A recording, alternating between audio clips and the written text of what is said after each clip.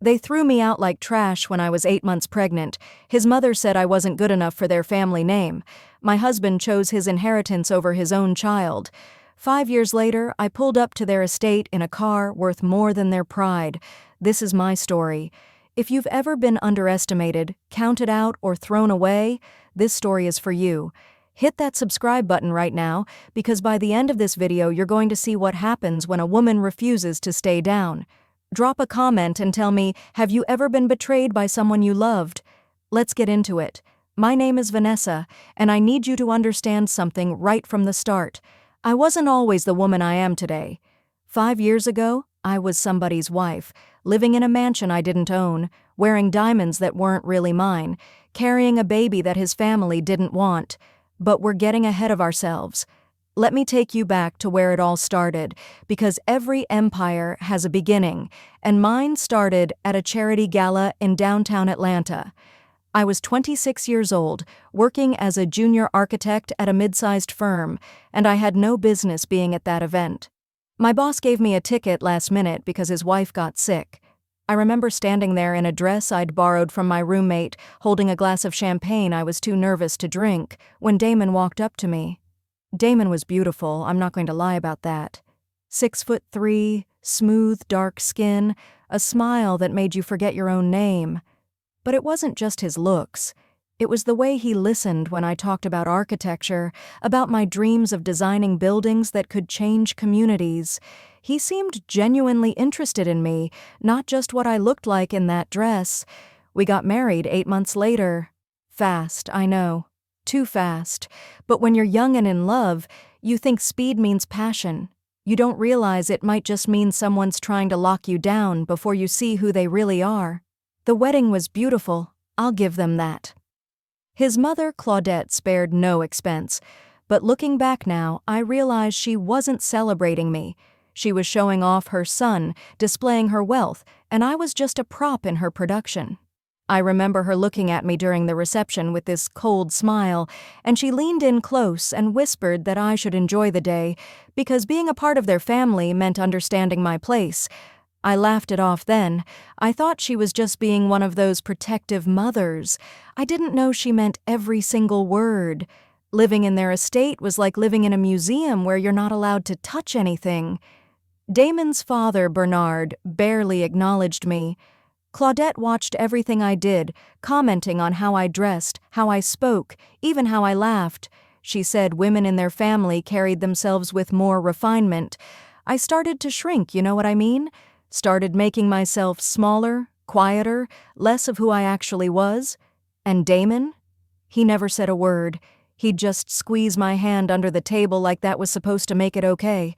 When I found out I was pregnant, I thought things would change. I thought a baby would make me real to them, make me family. Damon was excited at first. He picked me up and spun me around in our bedroom, talking about how he was going to be a father.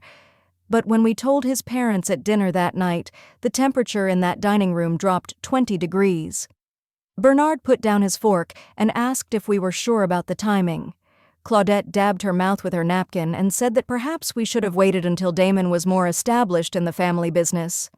More established? The man was 32 years old, but I smiled and nodded because that's what I'd learned to do in that house. The pregnancy was hard, not just physically, but emotionally. I felt like I was carrying a secret shame instead of a blessing. Claudette started making comments about my body, about how I was letting myself go. She'd bring up women from their social circle who'd had personal trainers throughout their pregnancies, who'd barely shown at all. I stopped eating dinner with them. I'd take my plate upstairs and eat alone in our room, rubbing my belly and talking to my baby, promising her that I'd protect her from all this coldness. I'd already decided she was a girl. I don't know how I knew, but I did. Everything fell apart when I was 8 months pregnant. I remember the date. It was a Tuesday in November, and I'd just come back from a doctor's appointment. My feet were swollen, my back was killing me, and all I wanted to do was lie down. But when I walked into the house, the whole family was waiting in Bernard's study. Damon, his parents, even his Uncle Preston. They told me to sit down. Bernard started talking about the family legacy, about bloodlines and tradition, about how they'd made a mistake in allowing the marriage to happen so quickly. Claudette said they'd done some research into my background, and they felt I'd misrepresented myself. Misrepresented? I'd never lied about anything. My parents had passed away in a car accident when I was in college. I had a degree in architecture and student loans. That was my whole story. Then Bernard dropped the bomb. He told Damon that he needed to make a choice. The family business, the trust fund, the estate, everything would go to Damon's younger brother Preston if Damon didn't end the marriage. They had papers already drawn up, a divorce settlement that offered me $50,000 to walk away and never contact the family again. No child support, no custody arrangement, nothing. I looked at Damon, waiting for him to tell them they were crazy, to stand up and defend his wife and his unborn child. But he just sat there staring at the floor, his jaw clenched. And that's when I knew. He'd already made his choice before I ever walked into that room. I asked him to say something. My voice cracked when I said it. I was 8 months pregnant, swollen and exhausted, and I begged my husband to choose us. He finally looked at me, and his eyes were wet, but he said he was sorry. He said he hoped I'd understand that this was bigger than us, that it was about his family's future. I laughed. It wasn't a happy sound. I asked him whose future mattered more, the family that raised him or the family he was creating. He didn't answer. Claudette told me I had until Friday to pack my things and vacate the premises. 3 days. She gave me 3 days. I signed those papers because I had nowhere else to go and no money to fight them. My parents were gone. I had one cousin in Chicago I hadn't spoken to in years.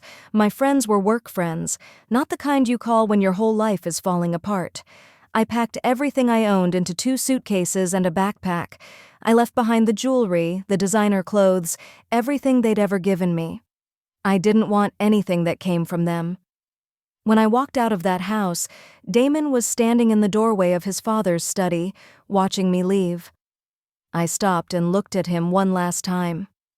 I told him that our daughter would know her worth because I was going to teach her, and she'd never need validation from a man who couldn't stand up for what was right. Then I walked out and didn't look back.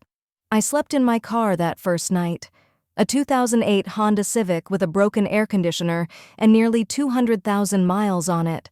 I parked in a grocery store parking lot and cried until I couldn't cry anymore. Then I rubbed my belly, and I made my baby a promise. I promised her that we would be okay, that I would figure this out, that she would never feel unwanted or unloved. I promised her that I would build us a life so strong that nobody could ever tear it down. The women's shelter on Morrison Street became our temporary home. It wasn't pretty, but it was safe and clean, and the woman who ran it, Beverly, she had a heart bigger than the whole building. Beverly was in her 60s, had raised 4 kids on her own, and she didn't take nonsense from anyone.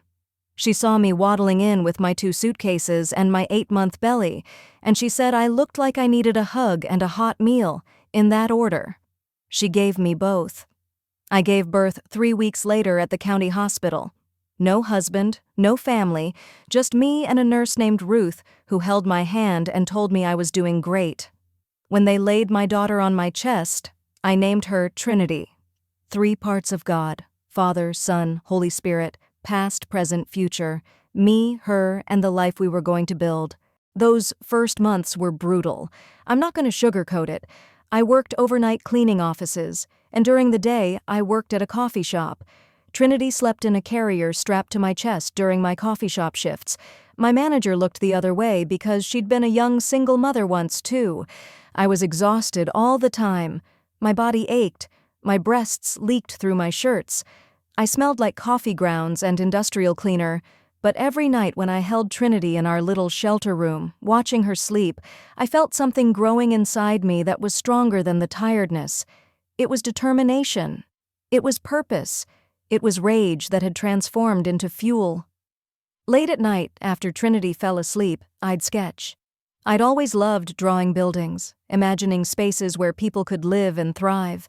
I started designing affordable housing complexes, communities where single mothers like me could have safe, beautiful places to raise their children. I'd cover notebook after notebook with my designs. Beverly caught me one night, sitting at the shelter's common room table with Trinity asleep in her bassinet beside me, sketching by lamplight. She sat down and looked at my drawings for a long time without saying anything. Then she told me her nephew was a real estate developer, small-time but growing, and he was always looking for creative designers who understood community needs. She made a phone call the next morning. That phone call changed my life. The developer, Mr. Washington, hired me to design a small affordable housing project in East Atlanta. It paid $500. $500 might not sound like much, but to me it was everything. It was possibility. It was proof that my skills had value. I poured everything I had into that project. I designed units that maximized space and natural light. I created common areas that would foster community. I chose materials that were sustainable and cost-effective. When the project was completed, it won a local Housing Innovation Award. My name was in the newspaper. Mr. Washington called me and asked if I wanted to work on something bigger. The next year and a half was a blur of work and hustle. I designed 3 more projects for Mr. Washington, each one bigger than the last. Trinity grew from a baby into a toddler, and I worked with her strapped to my back or playing in a playpen next to my desk. Other architects started noticing my work. I got calls from developers I'd never met. My designs were getting attention because they didn't just look good, they solved real problems. They created homes, not just houses. I started my own firm when Trinity turned 2. I called it Trinity Designs. Everything I built was for her, because of her, in honor of what we'd survived together. The contracts got bigger. My team grew. I hired other single mothers, other women who'd been counted out and thrown away. We became known for designing luxury affordable housing, a contradiction that nobody thought was possible until we proved it was. Forbes ran a feature on me. They called me the architect who was redesigning the American dream. The money started coming in faster than I could count it. First 100,000, then $1 million, then $10 million. I bought us a house, nothing fancy yet. Just a 3-bedroom in a good school district where Trinity could have a yard and I could have an office. But in my mind, I was already designing something else. Something bigger. Something that would make a statement nobody could ignore. I designed our mansion myself. Every single detail. 15,000 square feet on 5 acres, 3 houses down from where Damon and his family still lived in their estate. Yes, I bought land in their neighborhood on purpose. I wanted them to see what I'd built. Not because I needed their validation, but because I needed them to understand what they'd thrown away. The mansion took 2 years to build. Sustainable materials throughout, solar panels, rainwater collection, geothermal heating and cooling. A library with floor-to-ceiling windows, an art gallery featuring Black artists, a pool house that was bigger than the first apartment I'd lived in, and Trinity's room was magic. A princess suite with a reading nook and a balcony overlooking the garden, hand-painted murals on the walls showing Black queens and scientists and artists. Everything I designed was intentional. This wasn't just about luxury, it was about legacy. Moving day arrived on a Saturday morning. The moving trucks lined up down the street, and I knew Claudette would see them. She was the type who watched everything that happened in the neighborhood from behind her curtains. I was unloading boxes from my Range Rover when I heard heels clicking on the driveway. I turned around, and there she was. Claudette, looking older than I remembered, her face tight with shock. Behind her was Damon. He'd gained weight and lost some hair. He looked tired. He looked ordinary. I felt nothing when I saw him. Not anger, not hurt, nothing. That's how I knew I'd healed. Claudette recovered first. She put on that fake smile and said she had no idea we were going to be neighbors, that what a lovely surprise, that perhaps we could have tea sometime and catch up. I just looked at her. I didn't smile back. I said we weren't going to be neighbors because neighbors are friendly and we were just people who lived near each other. Damon stepped forward then and asked about Trinity. He said he'd like to meet his daughter. I felt something rise up in me then, something protective and fierce. I told him that Trinity had a family. She had me, she had Beverly, who she called Grandma Bev. She had Mr. Washington, who she called Uncle Will. She had my whole team of strong women who loved her and showed up for her. She had everything she needed. She didn't have room in her life for people who'd chosen money over her before she was even born. That's when Claudette's mask cracked. She said I was being vindictive, that I was keeping a child from her father out of spite. I laughed, a real genuine laugh. I told her spite would have been suing them for child support and dragging their name through every courtroom in Georgia. Spite would have been selling my story to every media outlet that would listen. I'd done neither of those things because I didn't need anything from them. Not their money, not their name, not their approval. I'd built something they couldn't touch. Damon tried one more time. He said he'd made a mistake, that he regretted everything, that he wanted a chance to make it right. I asked him if he remembered what he'd told me the day I left. He looked confused. I reminded him. He'd said his family's future was more important than us. I told him I'd taken his advice. I'd secured my family's future, and it didn't include him. Then Bernard's Bentley pulled up. He got out slowly, looking at my house, at the trucks, at me standing there in my designer jeans and my confidence. He walked over without saying a word to his wife or son, and he looked me dead in the eye. He told me I'd done well for myself. I thanked him and said I'd had excellent motivation. He said he hoped there were no hard feelings. I almost laughed again. I told him there were no feelings at all, hard or soft or anything in between. They were strangers to me. Bernard nodded slowly, and for just a second, I saw something in his eyes. Regret, maybe, or respect. I couldn't tell, and I didn't care. He turned and walked back to his car, and Claudette and Damon followed him like they always did. I found out later that their family business had collapsed. Bad investments, changing markets, Bernard's refusal to adapt to new technology. They were being foreclosed on. They'd come to my door that day hoping to ask for help, maybe even a loan. I heard all this through the neighborhood gossip chain. Part of me, a small petty part, felt satisfaction. But mostly I felt nothing. Their fall wasn't my victory. My rise was my victory. What they'd done to me had nothing to do with who I'd become. I'd built my empire from pain, yes, but I'd built it with vision and hard work and the love I had for my daughter. They couldn't take credit for my success by claiming their betrayal had motivated me. I would have been great with or without them. I just had to discover it the hard way. Trinity is 5 now. She's smart and funny and completely unaware that there was ever a time when her mother slept in a car or cleaned toilets at 2 a.m. She thinks the mansion we live in is normal. She thinks having a mother who designs buildings is normal. She thinks being surrounded by strong Black women who run businesses and change communities is normal. And that's exactly what I want her to think. I want her baseline for normal to be excellence and strength and resilience. I want her to grow up knowing that her value doesn't come from any man, any family, any amount of money. It comes from who she is and what she builds with her own 2 hands. My company now specializes in creating housing for single mothers. We've built 12 communities across 3 states, places where women can afford to live while they get their education or start their businesses. We offer childcare on-site, job training programs, financial literacy classes. I started the Beverly Foundation in honor of the woman who gave me shelter when I had nowhere else to go. Last year, we housed over 300 families. This year, we're on track to double that. This isn't just business for me. This is purpose. This is what I was meant to do. People ask me if I hate Damon and his family. The answer is no. Hate requires energy and attention, and I don't have any to spare for them. They made their choice. I made mine. They chose tradition and money and pride. I chose myself and my daughter and a future I could control.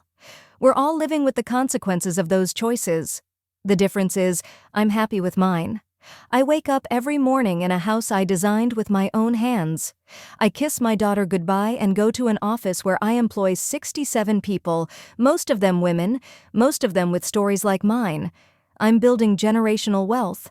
I'm creating legacy. I'm changing the landscape of my city, literally designing the buildings that will house the next generation of dreamers and fighters.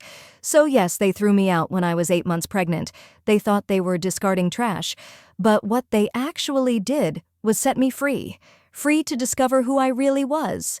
Free to build something that reflected my values, not theirs. free to raise my daughter in a home filled with love instead of judgment. They gave me the greatest gift, even though they didn't mean to. They gave me the motivation to prove that my worth had nothing to do with their acceptance. If this story moved you, do me a favor. Share it with someone who needs to hear it today. Subscribe to this channel for more stories of resilience and triumph. Comment below and tell me, what are you building that no one can take away from you? Your story matters. Your comeback matters. And I'm here for all of it. Remember, when they throw you out, you don't break. You build. You build something so magnificent that they can't help but see it every single day. You build a life that your daughter can inherit. You build a legacy that outlasts every bit of pain that tried to destroy you. That's what I did. And if I can do it, so can you. See you in the next one.